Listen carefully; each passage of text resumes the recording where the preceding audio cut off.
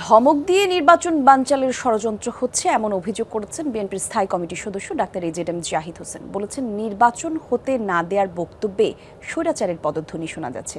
অন্যদিকে সিনিয়র যুগ্ম মহাসচিব রিজভী আহমেদ বলেছেন, নিজেদের অপকর্ম আড়াল করতে ধর্মভিত্তিক একটি দল বিএনপির বিরুদ্ধে অপপ্রচার করছে।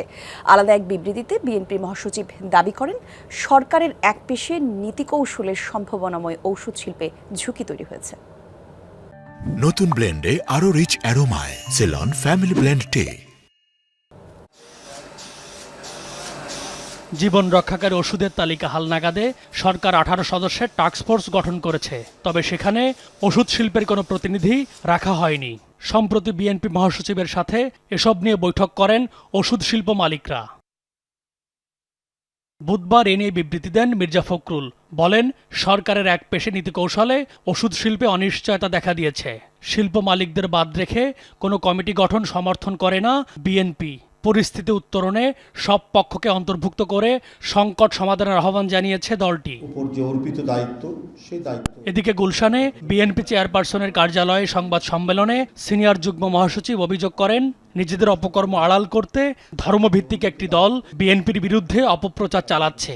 নির্বাচন বানচাল করতেই তাদের এমন কূটকৌশল। এ সময় শুক্রবার বিএনপি চেয়ারপারসন খালেদা জিয়ার 81তম জন্মদিন উপলক্ষে সারা দেশে দোয়া মাহফিল কর্মসূচি ঘোষণা করেন তিনি। এই যে নিজেদেরটা আড়াল করে কল্পকাহিনী তৈরি করে বিএনপির বিরুদ্ধে অপপ্রচার, ন্যূনতম যাদের কোনো রাজনৈতিক সভ্যতা বলে কিছু নেই, তারাই এই কাজগুলি করতে পারে। আগামী পরশুদিন শুক্রবার দেশনেত্রী বেগম খালেদা জিয়ার ৮০তম জন্মবার্ষিকী এবং ৮১তম জন্মদিন উপলক্ষে অনাড়ম্বর এই অনুষ্ঠান, কোনো কেক কাটা বা অন্য কোনো এর সাথে কোনো কর্মসূচি থাকবে না।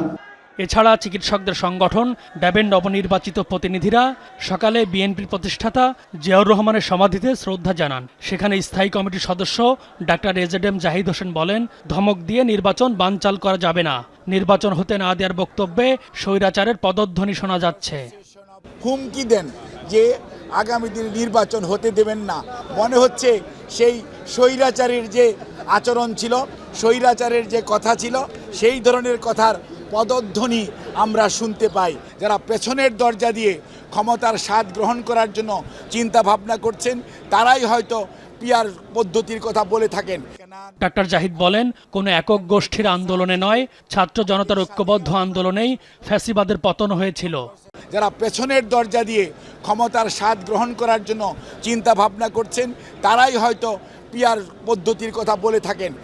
ডাক্তার জাহিদ বলেন, কোনো একক গোষ্ঠীর আন্দোলনে নয়, ছাত্র জনতার ঐক্যবদ্ধ আন্দোলনেই ফ্যাসিবাদের পতন হয়েছিল। যারা আজকে ধমক দেন নির্বাচন হতে দেবেন না, তারা কি ভেবে দেখেছেন জনগণ কি এটা চায়? M A Aziz, Jamuna news, Dhaka.